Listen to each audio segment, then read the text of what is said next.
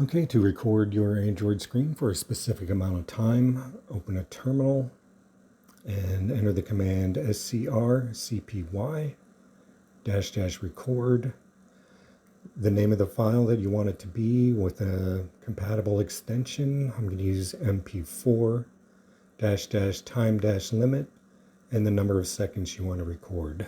I'm going to go with 10 and then hit enter. And here's the screen on my Android phone.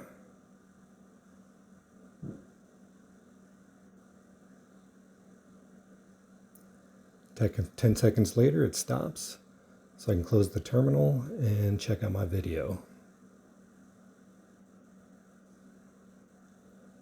And here's the recording of my Android screen. That's all there is to it.